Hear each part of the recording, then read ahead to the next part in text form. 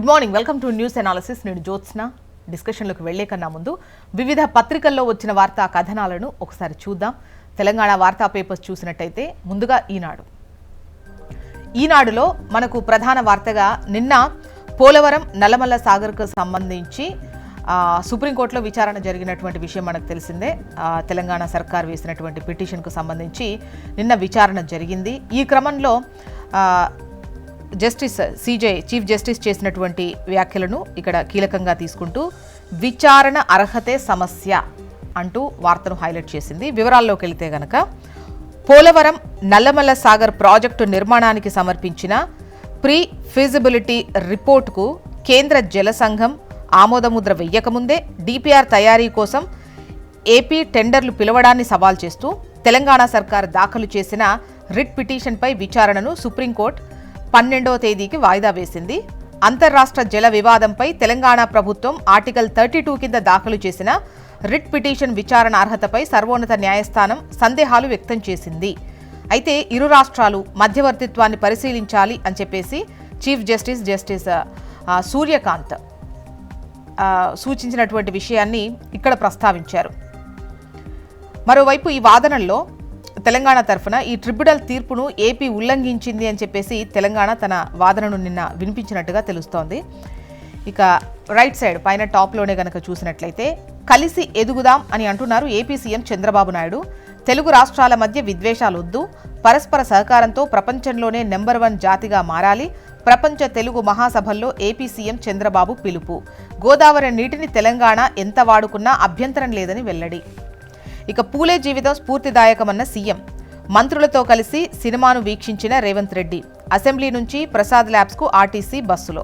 సామాజిక సంస్కర్తలు జ్యోతిరావు పూలే, సావిత్రిబాయి దంపతుల జీవితాలు, వారి సేవా గుణం నేటి తరానికి స్ఫూర్తిదాయకమని సీఎం రేవంత్ రెడ్డి అన్నారు. కుల వివక్ష నిర్మూలన, మహిళా విద్య కోసం ఆ దంపతులు ఎదుర్కొన్న సవాళ్లను పూలే సినిమాలో కళ్లకు కట్టినట్టు చూపించారన్నారు. నెక్స్ట్ ఆంధ్రజ్యోతిలో పైన పేరు పక్కనే పైన టాప్లో ఫోన్ ట్యాపింగ్ కేసులో హరీష్కు ఊరట, ఆయనను విచారించేందుకు అనుమతికి సుప్రీంకోర్టు నిరాకరణ. ఇప్పటికే హైకోర్టు సమగ్రమైన తీర్పు ఇచ్చిందని, దాంట్లో జోక్యం చేసుకోలేమని స్పష్టీకరణ. రాష్ట్ర ప్రభుత్వ పిటిషన్ కొట్టివేత, ట్యాపింగ్ కేసులో ఇతర నిందితులపై దర్యాప్తు కొనసాగించొచ్చని వెల్లడి. ఇక ప్రధాన వార్త విషయానికి వస్తే ఆంధ్రజ్యోతిలో బీఆర్ఎస్కు నైతికత లేదు అని నిన్న మండలిలో కవిత చేసినటువంటి వ్యాఖ్యలను హైలైట్ చేస్తూ ఆంధ్రజ్యోతి ప్రధాన వార్తను ఇచ్చింది. కీ పాయింట్స్ కనుక మనం చూసినట్టయితే ఉద్యమ సమయంలో ఎన్నో పోరాటాలు చేశా, జాగృతి ద్వారా యువత మహిళలను ఆకర్షించా, తెలంగాణ బిల్లుకు ముందు ఢిల్లీలో ఆస్కార్ ఫెర్నాండెస్తో కేసీఆర్ భేటీ ఏర్పాటు చేయించింది నేనే. ఉద్యమంలో కుటుంబాన్ని వదిలి మరీ కష్టపడ్డాను. తెలంగాణ వచ్చిన వెంటనే నాపై ఆంక్షలు మొదలు, నాపై కక్ష కట్టి కుట్ర చేసి బయటకు పంపారు. అవమాన భారంతో అన్ని బంధాలు తెంచుకొని వచ్చా. బీఆర్ఎస్ నుంచి బయటకు రావడం సంతోషంగా ఉంది. 10 ఏళ్ల పాలనలో ఆశలన్నీ అడియాసలు. ఇళ్లు ఇవ్వలేదు, ఉద్యమకారులకు గుర్తింపు ఇవ్వలేదు సరికదా. అమరుల స్మారక స్తూపం నిర్మాణంలోనూ అవినీతికి పాల్పడ్డారు. నీళ్లు, నిధులు, నియామకాలు ట్యాగ్లైన్కు గండి కొట్టారు. ఆస్తుల కోసం కాదు, నాది ఆత్మగౌరవ పోరాటం. అసెంబ్లీ ఎన్నికల నాటికి రాజకీయ పార్టీగా జాగృతి. వ్యక్తిగా సభ నుంచి వెళుతున్నా శక్తిగా తిరిగొస్తా. మండలి వేదికగా కవిత వ్యాఖ్యలు కంటతడి. ఇక రైట్ సైడ్ కనుక చూసినట్లయితే నిన్న సుప్రీంకోర్టులో తెలంగాణ ప్రభుత్వం వేసినటువంటి పిటిషన్కు సంబంధించి పోలవరం నల్లమల్లకు సంబంధించిన పిటిషన్ పైనే కూర్చొని మాట్లాడుకోండి అని చెప్పి ఇచ్చిన సలహాను ఇక్కడ హైలైట్ చేశారు. ఇక నేను సంతోషంగా లేనని మోదీకి తెలుసు అంటున్నారు ట్రంప్. నన్ను సంతోషపెట్టేందుకు భారత్ ప్రయత్నిస్తోంది, కానీ రష్యా నుంచి చమురు కొనుగోలును ఇలాగే కొనసాగిస్తే భారత్పై టారిఫ్స్ పెంచేస్తా. అమెరికా భద్రత కోసం మాకు గ్రీన్లాండ్ కావాలి అంటున్నారు ట్రంప్. గ్రీన్లాండ్పై పెత్తనం కుదరదు అంటున్నారు డెన్మార్క్ ప్రధాని. ట్రంప్ వద్ద మోదీ మోకరిల్లుతున్నారు, మిత్రుణ్ణి సంతోషపెట్టేందుకు దేశానికి హాని చేస్తున్నారు అని అటు కాంగ్రెస్ విమర్శిస్తోంది. ఇక పేదలకు సూపర్ వైద్యం ఎప్పుడు అన్నటువంటి క్వశ్చన్తో సూపర్ స్పెషాలిటీ ఆసుపత్రుల పనుల్లో తీవ్ర జాప్యం జరుగుతోంది. ఇంకా నిర్మాణాలు కొనసాగుతూనే ఉన్నాయి. సనత్ నగర్ టిమ్స్ సిద్ధమైన సేవలకు మరికొంత టైం పడుతుంది. తుది దశకు అల్వాల్ టిమ్స్ భవనం, ప్లాన్లో మార్పులతో కొత్తపేట టీమ్స్ ఆలస్యం, వరంగల్ మల్టీ సూపర్ స్పెషాలిటీకి మరో 6 నెలలు పట్టే అవకాశం ఉంది. సో పేదలకు సూపర్ వైద్యం ఎప్పుడు అన్న క్వశ్చన్తో ఈ వార్తను హైలైట్ చేసింది ఆంధ్రజ్యోతి. నెక్స్ట్ నమస్తే తెలంగాణ. ఇక్కడ మనకు ప్రధాన వార్తగా యాప్ పోయి కార్డు వచ్చే, యూరియా కొరతను దాచేందుకు సర్కారు కొత్త డ్రామా అంటూ ఎరువుల పంపిణీ కోసం తెరపైకి కార్డ్, పైలట్ ప్రాజెక్టుగా సిద్దిపేట జిల్లాలో అమలు, తర్వాత రాష్ట్ర వ్యాప్తంగా కార్డు తెచ్చే యోచన. యాప్లోని వివరాలనే కార్డులో పెట్టిన వైనం, కార్డు ఉంటేనే యూరియా ఇస్తామని వెల్లడి, రైతులే జిరాక్స్ తీసి తెచ్చుకోవాలని మెలిక. ఇక కవిత కీలుబొమ్మ అంటూ అటు బీఆర్ఎస్ మహిళా నేతలు చేసినటువంటి వ్యాఖ్యలను, ఆమె వెనుక ఎవరున్నారో ప్రజలకు తెలుసు, కేసీఆర్పై దిగజారి మాట్లాడితే ఊరుకోం, పదవులు అనుభవించి నిందలా అని బీఆర్ఎస్ నేతలు మాట్లాడిన విషయాన్ని ఇక్కడ ఇస్తూ, ఆమె వైఖరితోనే కేసీఆర్కు మానసిక క్షోభ, బీఆర్ఎస్ ఏం తక్కువ చేసిందని కంటతడి, పవిత్రమైన మండలిలో కవిత పచ్చి అబద్ధాలు, తల్లి లాంటి పార్టీని దూషించడం సరికాదు, చిత్తశుద్ధి ఉంటే ప్రజా సమస్యలపై పోరాడాలి, టీఆర్ఎస్ను బీఆర్ఎస్గా మార్చడం తప్పైతే మీరు భారత జాగృతి అని మార్చారెందుకు, మాజీ ఎమ్మెల్యే కొంగిడి సునీత, బీఆర్ఎస్ నేతలు తుల ఉమా, సుమిత్ర ఆనంద్.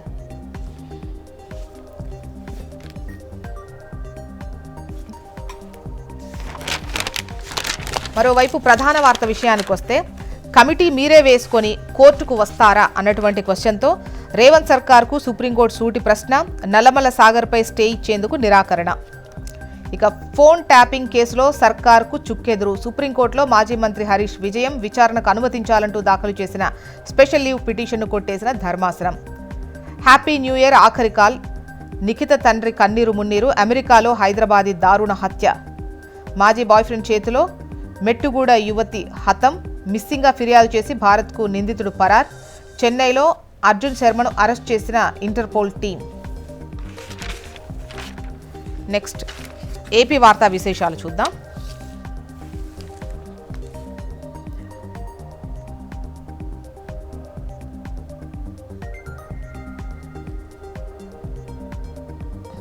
ఏపీ వార్తా విశేషాలు చూసినట్టయితే, ఓఎన్జీసీ బావిలో భారీ బ్లోఅవుట్ అంటూ వార్తను ఇస్తూ 30 మీటర్ల ఎత్తున ఎగిసిపడుతున్న అగ్నికీలలు, డాక్టర్ బిఆర్ అంబేద్కర్ కోనసీమ జిల్లాలో ఘటన. వివరాల్లోకి వెళితే, పచ్చని కోనసీమలో బ్లోఅవుట్ ప్రజలను మరోసారి భయభ్రాంతులకు గురిచేసింది. భీకర ధ్వనితో పేలుళ్లు, ఎగిసిపడ్డ మంటలతో ఏం జరుగుతుందో తెలియని పరిస్థితుల్లో స్థానికులు ఇళ్లను వదిలి సురక్షిత ప్రాంతాలకు తరలి వెళ్లారు. డాక్టర్ బిఆర్ అంబేద్కర్ కోనసీమ జిల్లా మలికిపురం మండలం ఇరుసుమండలోని మోరీ 5 డ్రిల్లింగ్ సైట్లో సోమవారం ఉదయం 11:30 టైంలో గ్యాస్ లీకేజ్ ఆరంభమైంది. 12:35 గంటల కల్లా నిప్పు తోడవడంతో 30 మీటర్ల ఎత్తున అగ్ని జ్వాలలు ఎగిసిపడ్డాయి. ఇవి కొనసాగుతూనే ఉన్నాయి. ఈ హఠాత్ పరిణామంతో సమీపంలో ఇరుసుమండ, లక్కవరం గ్రామస్తులు తల్లడిల్లిపోయారు అంటూ ఈ వార్తను ఇచ్చారు.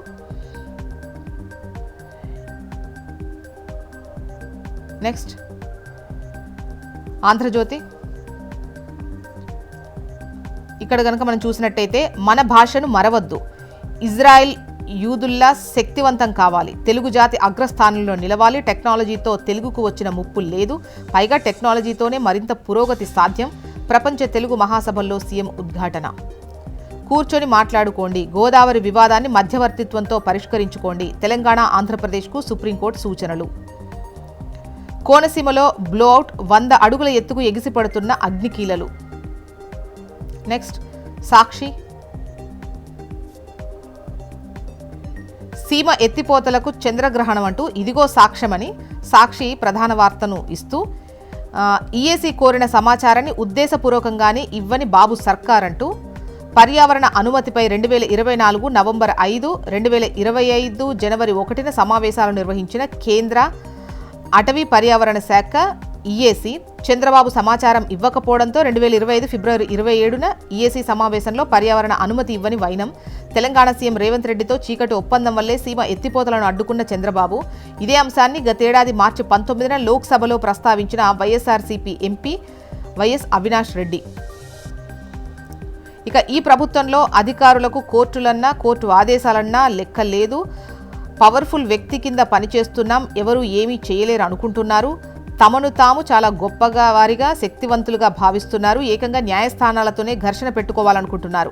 ఇలాంటి అధికారులను ఎలా డీల్ చేయాలో మాకు తెలుసు, విద్యాశాఖపై హైకోర్టు ఘాటు వ్యాఖ్యలు అంటూ ఈ వార్తనిచ్చింది సాక్షి. ఇక గోదావరి జల వివాదానికి 3 సుప్రీం మార్గాలు, మధ్యవర్తిత్వం ద్వారా పరిష్కారం, ఆర్టికల్ 131 కింద సివిల్ సూట్, హైపవర్ కమిటీకి నిర్ణయాధికారం, తెలుగు రాష్ట్రాలకు సుప్రీంకోర్టు సూచన. మొత్తానికి ఇవి ఇవాళ వివిధ పత్రికల్లో వచ్చినటువంటి వార్తా కథనాలు. ఇప్పుడు ఒక చిన్న బ్రేక్ తీసుకుందాం. బ్రేక్ తర్వాత డిస్కషన్లోకి వెళ్దాం. Stay tune.